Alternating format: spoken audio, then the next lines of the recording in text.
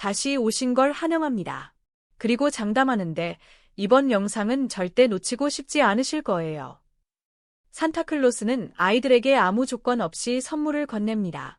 하지만 프로야구 자유계약 선수 FA 협상 테이블에는 산타클로스가 없습니다. 크리스마스가 지나고도 계약이라는 선물을 받지 못한 FA 선수가 아직 6명이나 남아 있습니다. 이들은 모두 새해까지 기다려야 할 운명에 놓였습니다. 각자의 사정은 제각각이지만 그 중에서도 유독 뜨거운 관심을 받는 선수가 있습니다. 바로 삼성 라이온즈의 포수 강민호입니다. 이야기는 최영우로부터 시작됩니다. 삼성은 올 시즌 기아에서 FA로 나온 최영우와 2년 26억 원의 계약을 체결했습니다. 1983년생인 최영우는 이제 만 42세. 베테랑 타자에게 2년 26억 원은 결코 작은 금액이 아닙니다. 문제는 여기서부터였습니다. 강민호는 1985년생으로 최영우보다 2살 어립니다.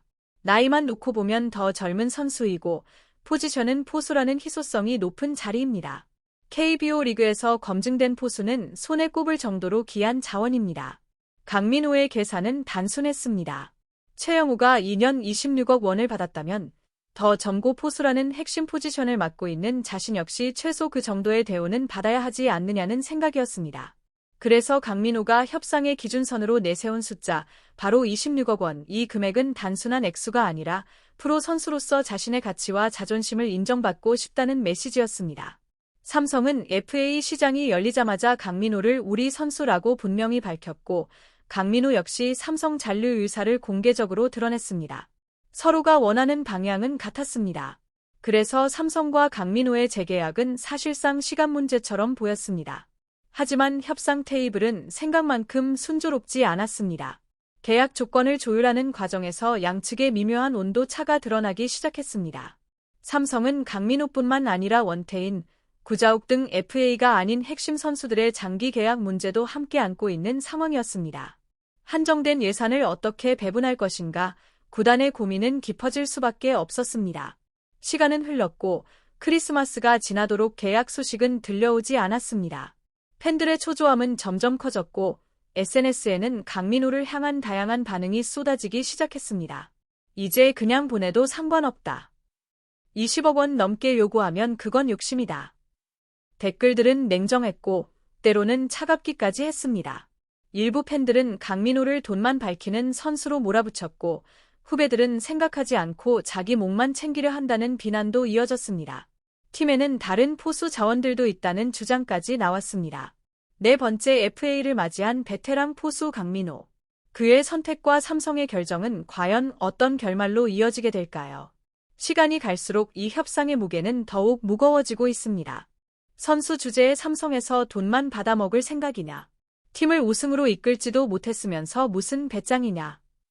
댓글은 점점 더 신랄해졌습니다. 후배들을 위한다더니 결국 계약금 더 받으려는 속셈 아니냐?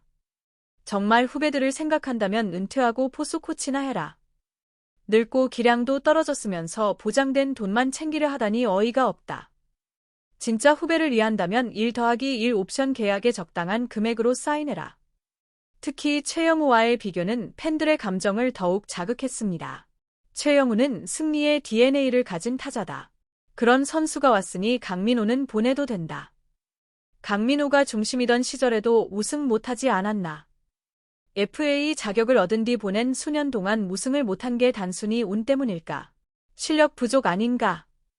냉정한 말들이 쏟아졌고 어떤 팬은 이렇게 정리했습니다. 아마 둘 다일 것이다. 숫자로 보면 더 냉정한 현실이 드러납니다. 팬들의 분노 뒤에는 감정이 아니라 통계가 있습니다. 강민호는 이번이 네 번째 FA입니다. 그동안 삼성에서 충분한 대우를 받았고 고액 연봉을 받아왔습니다. 하지만 그 대가로 팀의 우승을 안겨주지 못했다는 점이 팬들의 가장 큰 불만입니다. 수비 역시 논란의 대상입니다. 한때 골든글러브를 수상하며 리그 최고의 포수로 평가받았지만 최근 몇 시즌 동안의 수비는 예전 같지 않다는 지적이 계속됩니다. 타격 성적도 하락세입니다. 나이가 들수록 전성기의 모습은 점점 희미해지고 있습니다. 이런 상황에서 26억 원을 요구하는 것이 과연 합리적인가? 많은 팬들은 고개를 젓습니다. 최영우는 타율이 낮아도 클러치 능력이 있다. 하지만 강민호는 포수로서 수비도 불안한데 무슨 근거로 같은 금액을 요구하느냐. 여기서 삼성의 딜레마가 시작됩니다. 삼성 프런트의 고민은 깊습니다. 강민호를 보내자니 당장 대체할 포수가 마땅치 않습니다. 박세혁과 장승현이 있지만 아직 풀타임으로 1군 안방을 맡기에는 경험이 부족한 것이 사실입니다. 그렇다고 강민호의 요구를 그대로 들어주자니 팬들의 반발이 만만치 않습니다. 이미 최영우 영입에 큰 비용을 지출했고 원태인과 구자욱의 장기 계약 문제도 남아 있습니다. 한정된 예산 속에서 선택은 쉽지 않습니다. 일부 팬들은 구단의 태도 자체를 문제 삼습니다. 2년 10억도 안 된다면 그냥 보내라. 결단을 못 내리고 시간만 끄는 게 더 문제다. 롯데처럼 계속 흔들리다니 이게 무슨 문영이냐. 차라리 명확하게 선을 긋고 협상을 끝내라. 그리고 여기서 드러나는 역설이 있습니다. 아이러니컬하게도 최영우의 영입이 강민호와의 협상을 더 어렵게 만들었습니다. 삼성은 최영우를 데려오기 위해 상당한 금액을 투자했고 그 계약은 자연스럽게 강민호 협상의 기준점이 되어버렸습니다. 하나의 선택이 또 다른 선택을 옭아매는 상황, 이것이 바로 최영우 효과의 역설입니다. 삼성은 분명히 큰 금액을 투자했습니다. 우승을 경험한 베테랑이자 클러치 상황에서 해결해 줄 수 있는 타자 최영우의 가치는 충분히 인정받을 만했습니다. 하지만 그 계약은 의도치 않게 강민호에게 비교의 기준이 되어버렸습니다. 최영우가 그만큼 받았다면 나 역시 그 정도는 받아야 한다는 논리. 겉으로 보면 일견타당해 보입니다. 하지만 팬들의 시선은 다릅니다. 최영우가 없었다면 강민호와의 협상은 훨씬 수월했을 겁니다.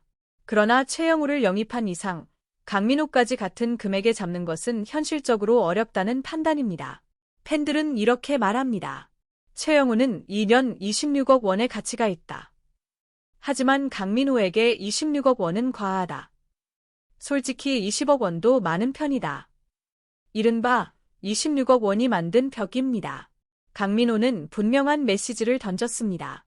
26억 원 미만이라면 삼성과 계약하지 않겠다는 뜻. 이는 협상이라기보다 사실상 최후 통첩에 가깝습니다. 앞서 돈은 크게 상관없다고 말했던 강민호는 대신 장기 계약을 원한다고 밝혔습니다. 하지만 협상의 핵심은 계약 기간이 아니었습니다. 2년이든 3년이든 중요한 것은 최소 26억 원이 보장되는 해였습니다. 그러나 구단과 팬들의 생각은 다릅니다. 나이를 고려하면 지금 제시되는 조건만으로도 충분한 대우라는 시선입니다. 보장 금액 인상을 요구하는 건 욕심이라는 반응도 나옵니다. 젊은 선수들은 안중에도 없고 최대한 많은 돈만 챙기려는 모습이 이해되지 않는다. 그렇다면 강민호가 정말 삼성을 떠난다면 행선지는 어디일까요? 포수가 필요한 팀은 적지 않습니다. 그중 하나로 롯데 자이언츠가 거론됩니다. 돈만 보면 롯데가 데려가라. 물론 감정이 섞인 과격한 의견입니다. 성격, 실력, 팬들과의 관계까지 언급하며 호평하는 목소리도 있지만 이는 극단적인 반응일 뿐입니다. 그럼에도 강민호가 다른 팀 유니폼을 입을 가능성은 분명 존재합니다. FA 시장에서 계약을 맺지 못한 선수는 결국 어딘가로 향하게 되어 있습니다. 이제 협상 테이블의 본질을 들여다볼 때입니다. 협상은 양날의 검입니다. 강민호는 자신의 가치를 인정받고 싶어 합니다. 삼성에서만 13시즌을 뛰며 쌓아온 경력, 4번째 FA 자격, 그리고 포수라는 희소한 포지션. 이 모든 것이 26억 원을 요구하는 근거입니다. 하지만 삼성은 냉정하게 계산합니다. 과거의 공헌과 현재의 기량, 미래의 리스크까지 모두 숫자로 따질 수밖에 없습니다. 감정이 아닌 계산의 영역, 이 지점에서 양측의 간극은 좀처럼 좁혀지지 않고 있습니다. 시청해 주셔서 감사합니다. 좋아요와 구독 버튼 누르는 거 잊지 마세요.